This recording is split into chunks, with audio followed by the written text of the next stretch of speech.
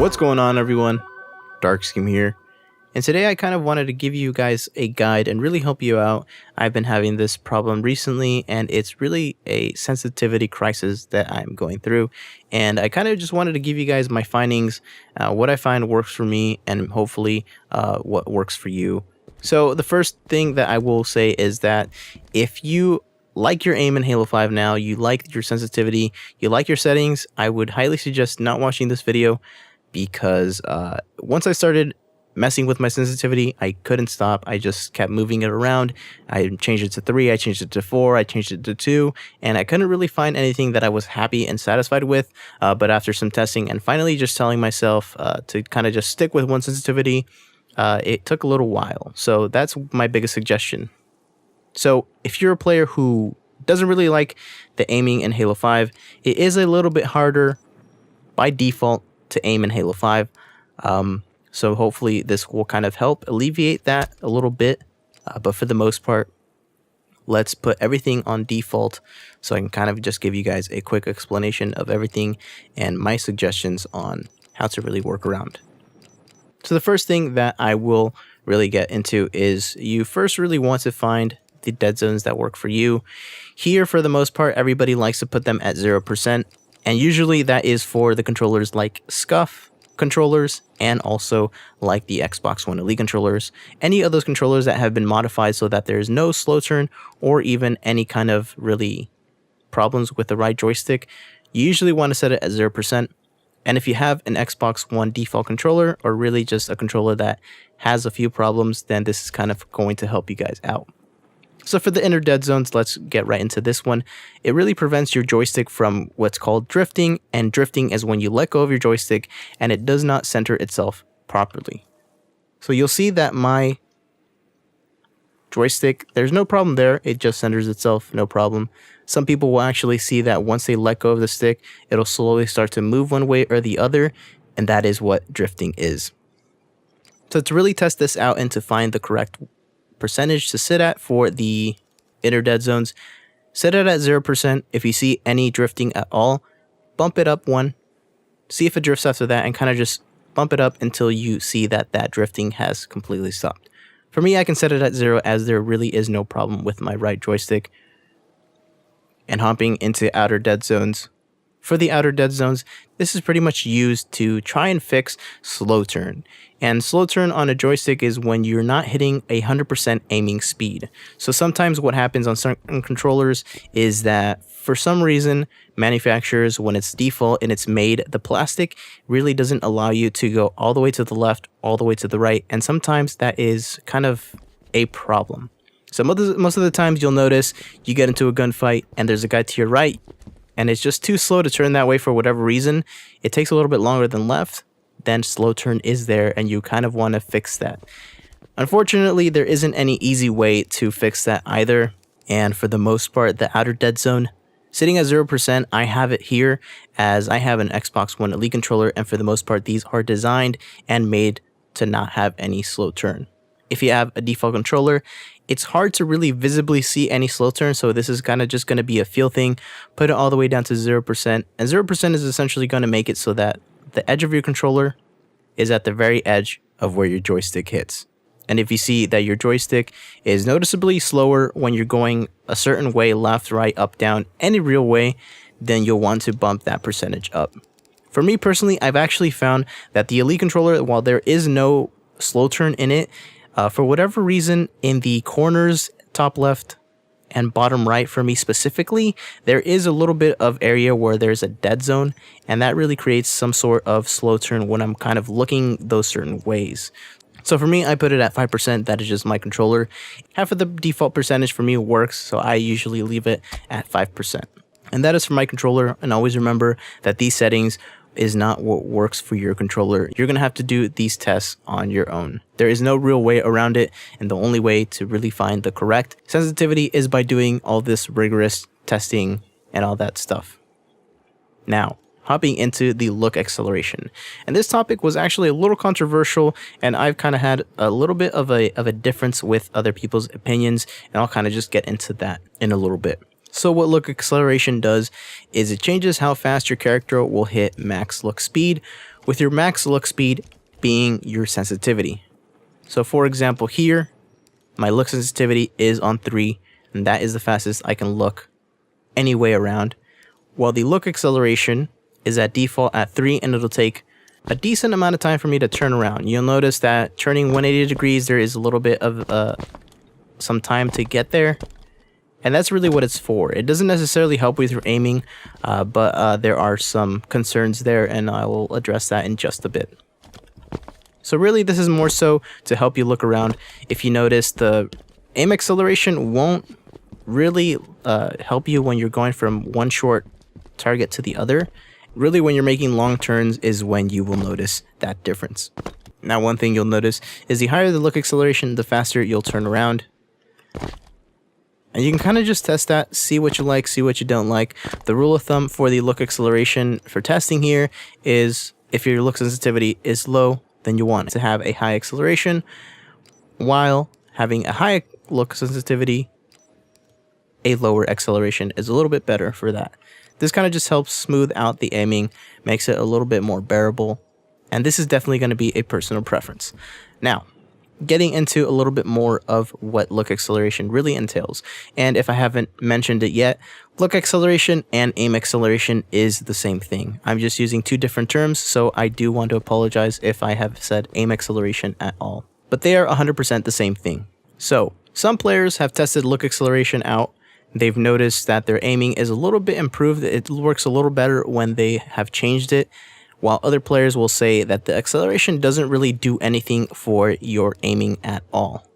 So look acceleration, like I said, doesn't really improve your aiming, at least not the horizontal. And this is my personal opinion, so take this as you will. But I've noticed that the look acceleration really actually changes your vertical sensitivity, or it's at least more present in the vertical sensitivities.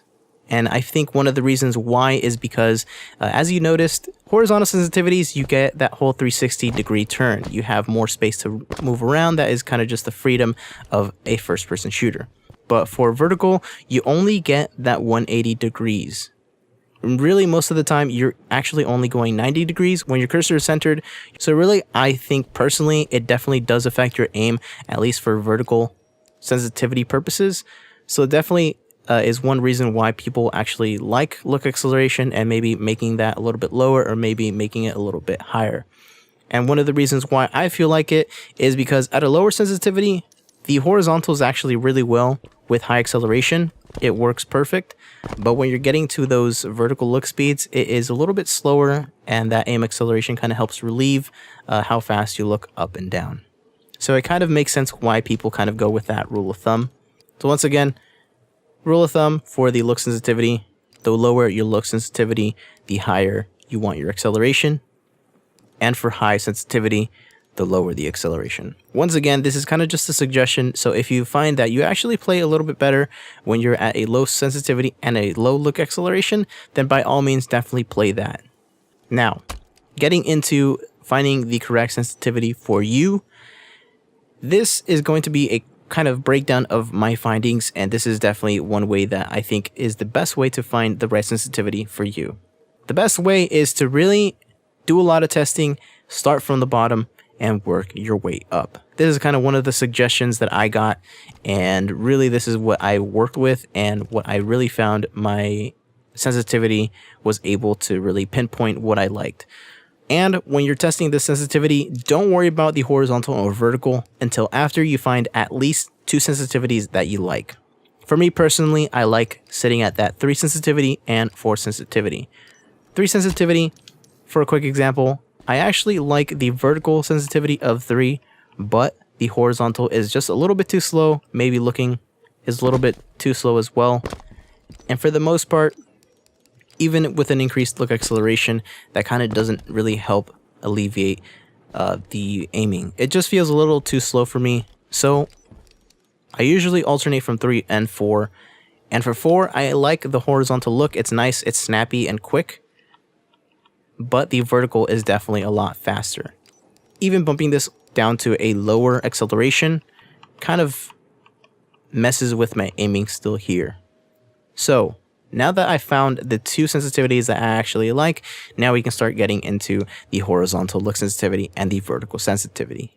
So for the most part here, you want to know that the horizontal sensitivity number is always half of your look sensitivity, while the vertical is always equal to your look sensitivity. So if we move to 3, half of 3 is 1.5, and vertical 3, it's a 1-to-1 ratio, and it just makes sense.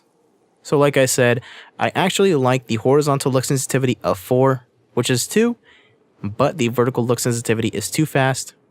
And when going to 3, the horizontal look sensitivity is too slow, but the vertical is kind of just that pinpoint number that I like.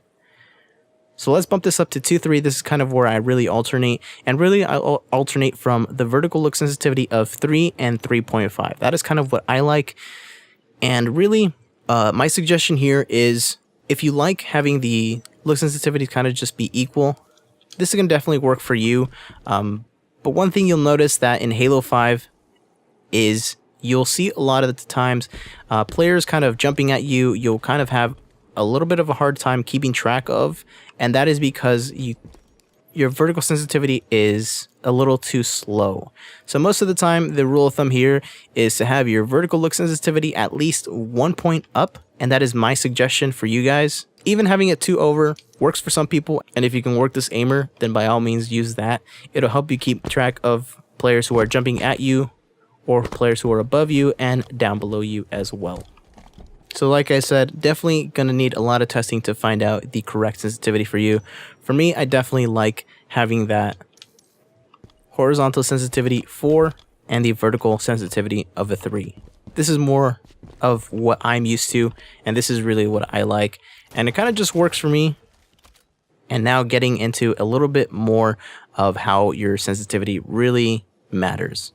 One thing that you will notice is how you play Halo 5. Your playstyle in Halo 5 actually does work alongside your sensitivity within the game. And really, this is for any real FPS. Your playstyle can be a huge factor to finding the right sensitivity, as if you're a longer range player, most of the time you actually find that having a lower sensitivity will work for you. Having something like 2, keeping a far distance with a battle rifle, and keeping on the target is actually really good. But once you start getting into close encounters, you'll notice that people can easily move out of your cursor, jump over you, jump down below, and for the most part, it's hard to keep track of that. And that is when a higher sensitivity is suggested. So having something like 4 is definitely good for close encounters, but once again, once you start getting into those longer range battles, you'll start noticing that it's a little bit harder to keep on point and on the enemy players. Depending on your playstyle, you'll definitely want to change up your sensitivity. For me personally, I actually like something like this, a custom setting with look sensitivity 2, 3, or 3.5 for vertical. And here, for the most part, it's usually because I am a little bit older and I can't really keep up with the higher sensitivities. And for the most part, this kind of just works for me. At longer ranges, I can still keep up with enemy players, and I can still turn and keep up with players who are kind of jumping at me, who are above me and down below. And changing from those 2 points is actually not too bad with that sensitivity.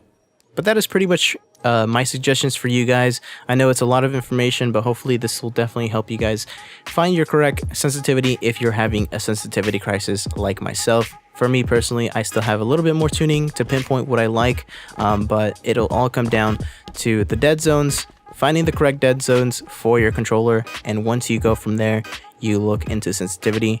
And also, one last thing, your sensitivity, you're going to want to test in-game versus real players. Something like this I know is kind of bad for a tutorial to just be sitting here and not really playing against real players, as aiming at targets who don't really have aim assist or even any movement within the game is going to be really hard. Sure, your aim is going to be okay once you start, using it here.